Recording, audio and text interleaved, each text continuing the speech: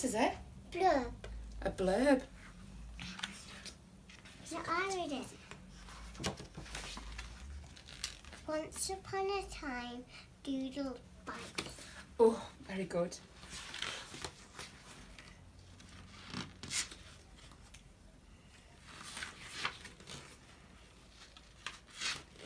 So, one morning, Doodle was feeling bitey.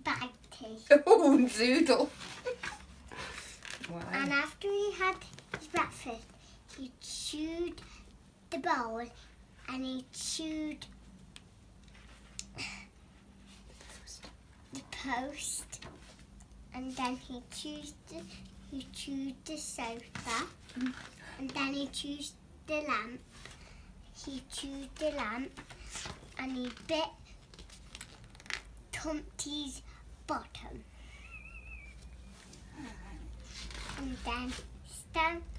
then he was crying. Who was crying? Tumpty. Oh no. Well, So he stepped on it and he said, ow. he stamped on Doodle's tail because he bit him on the bottom. Oh my goodness. So he was trying. So he was crying and Hector was crying then. So Everyone's crying. they all got plasters together. Wow. So just everybody better. And then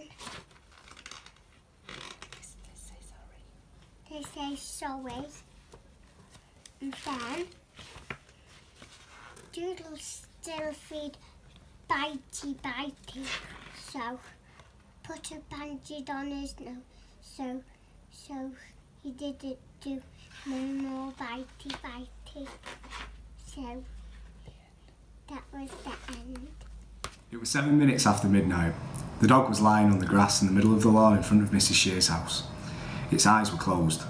It looked as if it was running on its side, the way dogs run when they're chasing a cat in a dream. But the dog was not running or asleep. The dog was dead. There was a garden fork sticking out of the dog. The points of the fork must have gone all the way through the dog and into the ground because the fork had not fallen over. I decided that the dog was probably killed with the fork because I could not see any wounds in the dog, and I do not think you would stick a garden fork into a dog after it had died for some reason, like cancer for example, or a road accident, but I could not be certain about all of this. Could it be? It'll have to be Wolf, grinned Henry, because The circus arrives without warning. No announcements precede it, no paper notices on downtown posts and billboards, no mentions or advertisements in local newspapers. It is simply there when yesterday it was not. The towering tents are striped in white and black, no golds and crimsons to be seen, no colour at all, save for the neighbouring trees and the grass of the surrounding fields. Black and white stripes on grey sky, countless tents of varying shapes and sizes, with an elaborate wrought iron fence encasing them in a colourless world. Even what little ground is visible from outside is black or white, painted or powdered or treated with some other circus trick. But it is not open for business, not just yet. A whiz popper, cried the BFG, beaming at her. Us giants is making whiz poppers all the time. Whiz popping is a sign of happiness. It is music in our ears. You surely is not telling me that little whiz popping is forbidden among human beings. It is considered extremely rude, Sophie said. But you is whiz popping, is you not, now and again? Asked the BFG. Everybody is whiz popping, if that's what you call it, Sophie said. Kings and queens are whiz popping, presidents are whiz popping, glamorous film stars are whiz popping, little babies are whiz popping, teachers are whiz popping. But where I come from, it's not polite to talk about it. Lord of the Rings, The Two Towers. They stumbled along in the dark, winding gully for a long time, or so it seemed to the tired feet of Frodo and Sam. The gully turned eastward, and as they went on, it broadened and got gradually shallower. The last sky above grew faint with the first grey of morning. Gollum had shown no signs of tiring, but now he looked up and halted. The auditor eyed Moore up and down before going back to his papers with a concerned look at his face. It would seem that you have no useful skill or talent whatsoever, he said, and paused. Then, after some moments of deep thought, Have you thought about going into teaching? The next evening, after my grandmother had given me my bath, she took me once again into the living room for another story. Tonight, the old woman said, I'm going to tell you how to recognise a witch when you see one. Can you always be sure, I asked. No, she said, you can't, and that's the trouble, but you can make a pretty good guess. She was dropping cigar ash all over her lap, and I hoped she wasn't going to catch on fire before she told me how to recognise a witch. In the first place, she said, a real witch is certain always to be wearing gloves when you meet her. Surely not always, I said. What about in the summer when it's hot? Even in the summer, my grandmother said, she has to. Do you want to know why? Why, I said, because she doesn't have fingernails. Instead of fingernails, she has thin, curvy claws like a cat, and she wears the gloves to hide them. Mind you, lots of very respectable women wear gloves, especially in winter, so this doesn't help you very much. Mama used to wear gloves, I said. This is Messy Martin, who's feeling rather sad. He's got a little problem, and it makes him oh so mad. It's such a sad, sad story. A problem since a child. He can't help spilling food, and it drives him really wild. If you want to find out more about what happens to Messy Martin, get down to Beswick Library. Alexander McQueen's Savage Beauty. For McQueen, love was the most exalted of human emotions. Once asked in an interview what makes his heart miss a beat, the designer responded without hesitation, falling in love. Fashion provided McQueen with a conduit for the conceptual expression of love, both its agonies and its ecstasies. Frequently, this expression was autobiographical. What you see in the work is the person himself, and my heart is in the work. It was this exposure of the self, this vulnerability that imbued his fashions with their dignity and humanity, and that instilled them in their intensity and poignancy. However, for McQueen, fashion was not simply a channel for his own emotions. He saw it as a catalyst for his generation and cultivation of a heightened sensitivity to feelings. Commenting on the concept of the runway show, he observed, in fashion, the show should make you think that there is no point in doing it if it's not going to create some sort of emotion. I cada dia, o gairebé cada dia, l'Alba continuava instruint el noi en totes les coses que sabia. Només, molt rarament, es referien a llur vida d'abans que la noia pensava que aquestes converses els farien mal, en farien sobretot en Didac. Ella ja era massa gran, el moment del cataclisme, per no recordar sempre una existència anterior que ara semblava agradable i planera, però en Didac oblidaria si no li parlaven, i més valia així. The squabble between Fricker and Musk came to a quick, nasty end. Just 5 months after X.com had started, Fricker initiated a coup. He said either he takes over as CEO or is just going to take everyone from the company and create his own company, Musk said. I don't do well with blackmail. You should go and do that. And he did. Musk tried to talk Ho and some of the other key engineers into staying, but they sided with Fricker and left. This is Beauty, who has had the courage to rescue your son from the terrible enchantment. They love each other, and only your consent to their marriage is wanting to make them perfectly happy. I consent with all my heart, cried the Queen. How can I ever thank you enough, charming girl, for having restored my dear son to his natural form? And then she tenderly embraced Beauty and the Prince, who had meanwhile been greeting the fairy and receiving her congratulations. Now, said the fairy to Beauty, I suppose you would like to send all of your brothers and sisters to the dance at your wedding. And so she did, and the marriage was celebrated the very next day with the utmost splendour, and Beauty and the Prince lived happily ever after. For the afternoon, setting misty and cold, I had half a mind to spend it by my study fire instead of wading through heath and mud to Wuthering Heights. On coming up from dinner, however, NB, I dined between 12 and 1 o'clock. The housekeeper, a matronly lady taken as a fixture along with the house, could not or would not comprehend my request that I might be served at 5.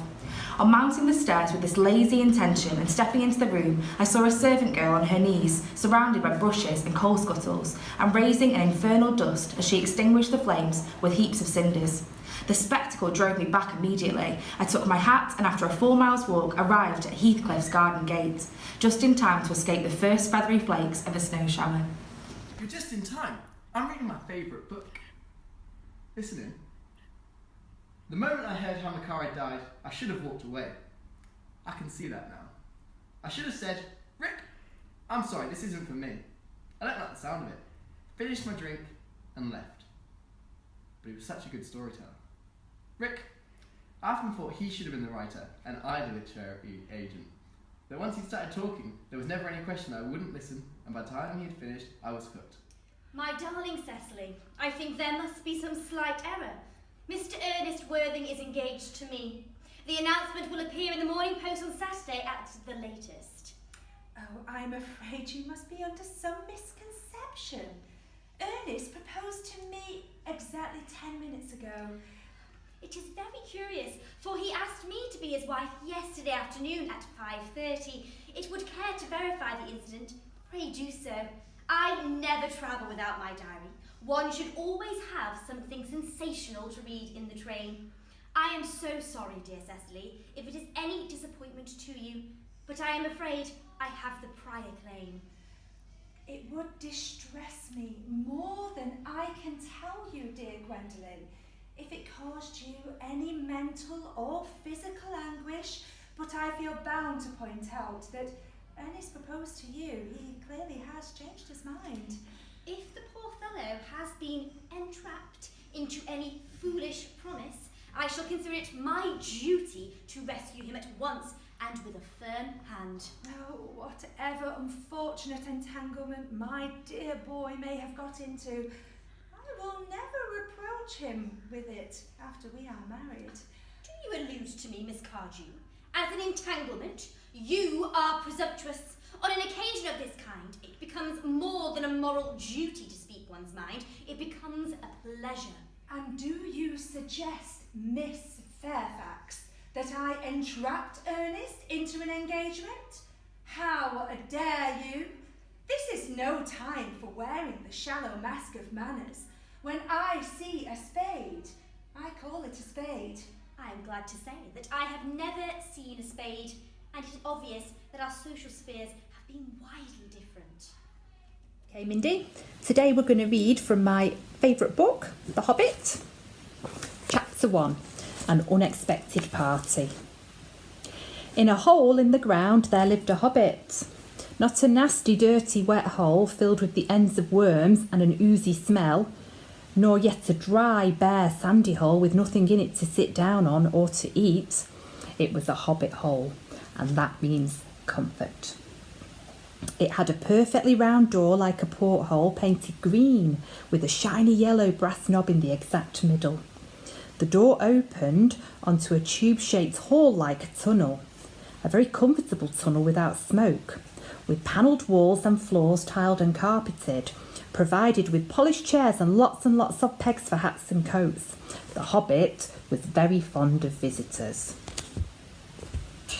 A mouse took a stroll through the deep dark wood. A fox saw the mouse, and the mouse looked good. Where are you going to, little brown mouse? Come and have lunch in my underground house. It's terribly kind of you, fox, but no. I'm going to have lunch with a gruffalo. The officer walks back to his patrol car. My parents haven't raised me to fear the police, just to be smart around them. They told me it's not smart to move while a cop has his back to you. Khalil does. He comes to his door. It's not smart to make a sudden move. Khalil does. He opens the driver's door. You okay, sir? 1. Khalil's body jerks. Blood splatters from his back. He holds onto the door to keep himself upright. 2. Khalil gasps. 3. Khalil looks at me, stunned. He falls to the floor. Hermione turned and walked straight through the purple fire. Harry took a deep breath and picked up the smallest bottle. He turned to face the black flames. Here I come, he said, and he drained the little bottle in one gulp. It was indeed as though ice was flooding through his body. He put the bottle down and walked forward. He braced himself, saw the black flames licking his body but couldn't feel them. For a moment he could see nothing but dark fire. Then he was on the other side, in the last chamber. There was already someone there, but it wasn't Snape. It wasn't even Voldemort. You could see the blood. It was darker than you thought. It was all on the ground outside Chicken Joe's. It just felt crazy. Jordan, I'll give you £1 million if you touch it. Me, you don't have £1 million. Jordan, £1 then. You wanted to touch it, but you couldn't get close enough. There was a line in the way. Police do not cross. Okay, I'm reading from The Graveyard Book by Neil Gaiman. Chapter 1. how nobody came to the graveyard. There was a hand in the darkness. It held a knife. The knife had a handle of polished black bone and a blade finer and sharper than any razor. If it sliced you, you might not even know that you had been cut, not immediately. The knife had done almost everything it was brought to that house to do, and both the blade and the handle were wet. The street door was still open just a little where the knife and the man who held it had slipped in, and wisps of nighttime mist slithered and twined into the house through the open door. The man Jack paused on the landing. With his left hand, he pulled a large white handkerchief from the pocket of his black coat, and with it he wiped off the knife and his gloved right hand, which had been holding it. Then he put the handkerchief away. The hunt was almost over. He had left the woman in her bed, the man on the bedroom floor, the older child in her brightly colored bedroom, surrounded by toys and half-finished models. That only left the little one, a baby, barely a toddler, to take care of. One more and his task would be done. Okay, so the book I'm going to read to you all today is called Laughing All the Way to the Mosque. It's by Zara Nawaz. Okay. When I was 7, I went up to a little boy in the schoolyard. He was sitting alone on the swing sucking on a jawbreaker. He had black wavy hair and was a little bit on the chubby side. "Davy, do you believe in God?" He shrugged, because it's really, really important to believe in God. Davy, faced with a raging fundamentalist Muslim child, said, "I'll believe in God if you push me on the swings for as long as I want." My arms ached and recess became torture, but I was happy to pay the price of saving Davy's soul. A little while later, Davy's mother invited me to his birthday party. I was thrilled. I noticed that as I sat at their table munching the snacks, she watched me with worry. "Don't eat that," she said. "But it's yummy." I stuffed more food into my face. "That's ham," she said, frowning. "Aren't you Muslim?" I stuffed the last pieces into my mouth as fast as my guilty conscience would allow. The meat was so good. It felt like eating a piece of heaven. The testing I had done so far told me nothing about Dr. P's inner world. Was it possible that his visual memory and imagination were still intact? I asked him to imagine entering one of our local squares from the north side, to walk through it, in imagination or in memory, and tell me the buildings he might pass as he walked. He listed the buildings on his right side, but none of those on his left. When Scrooge awoke, it was so dark that looking out of bed, he could scarcely distinguish the transparent window from the opaque walls of his chamber. He was endeavouring to pierce the darkness with his ferret eyes when the chimes of a neighbouring church struck the 4 quarters, so he listened for the hour. To his great astonishment, the heavy bell went on from 6 to 7 and from 7 to 8 and regularly up to 12, then stopped. 12. It was past 2 when he went to bed. The clock was wrong. An icicle must have got into the works. 12! He touched the spring of his repeater to correct this most preposterous clock. Its rapid little pulse beat 12 and stopped. "Why, it isn't possible," said Scrooge. We love reading.